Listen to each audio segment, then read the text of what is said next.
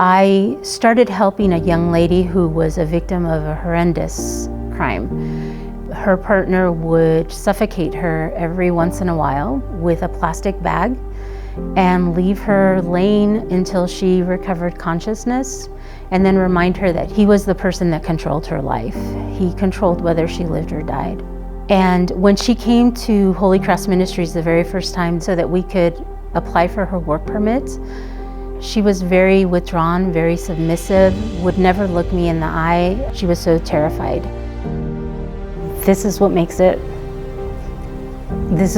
real for me. From that experience, I learned that my position at Holy Cross Ministries could definitely help change lives. Holy Cross Ministries evolved from an incredible legacy of the Sisters of the Holy Cross, who came actually to the state of Utah back in 1875. They opened schools, they opened hospitals. They very much were about education and health and well-being of the community. Back in the 90s, when the sisters chose to sell Holy Cross Hospital, they really felt like they couldn't leave the Valley and they couldn't leave Holy Cross. And they thought, what else could we do here to have a presence and to meet a need within the community? And that's when they founded Holy Cross Ministries. It was new, it was enthusiastic, and it was scrambling to find resources to meet those needs. I think the best answer is what Mother Augusta said, and her answer was to do what needs doing. And I really think that motivates so many of the sisters who serve in Utah and who have served in Utah. Because the sisters saw a need with the immigrant community, initially started helping folks start lawn mowing services, their own sort of private businesses, house cleaning, things like that. As they worked with the clients, they realized they needed help in immigration work, or maybe their children needed help with education, or realized that the families did not have access to health care. A client sitting in front of me doing legal work, I can also pick up on the cues of other needs that they're needing.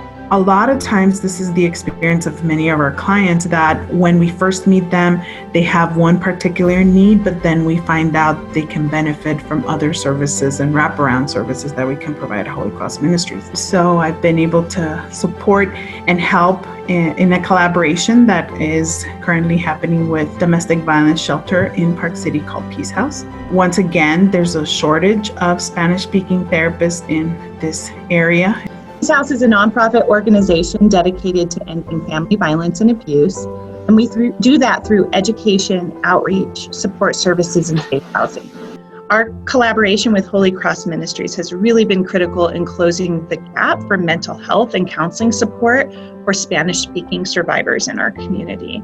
We currently don't have a bilingual therapist on staff, and so this support is essential for the healing and wellness of the survivors that we serve. Holy Cross Ministries moved over there with us with a promotora, and she did amazing things with our prenatal moms, not only with the classes, but with registering them for emergency Medicaid, so that every time one of the clinic's uninsured moms went to the hospital in labor, it was seamless, and they already had the emergency Medicaid in place, and the mom and the baby were covered. I think about when I'm in the room with a patient and they need something. What I first think of is, we need to have Esperanza come. We need to have Esperanza come. You'll have them come and meet one-on-one with the patients, or call if they're not physically there, to talk about what kinds of things we can find that could help the families, especially in terms of social support.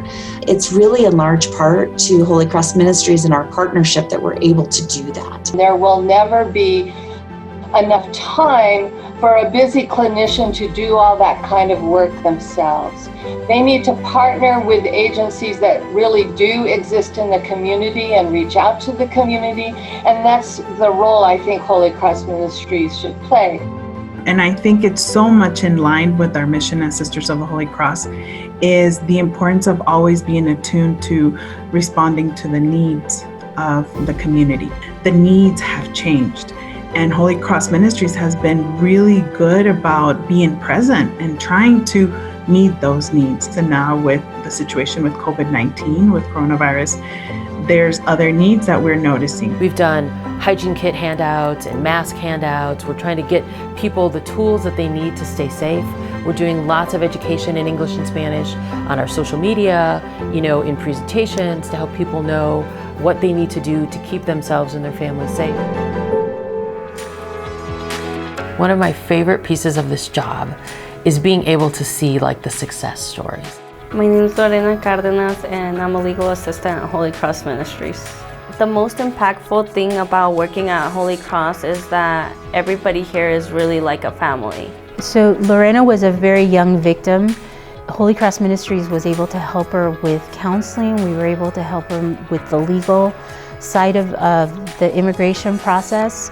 Since I went through the process, I really wanted to help other people, and that's why I went into the paralegal program. And if I would have never came here, I would have probably never gotten a job here. Holy Cross Ministries was a very important tool to, again, as I said, make people whole, give meaning to their life, to be able to have food, shelter, and clothing and support their children. And that's a real gift to society and to the community.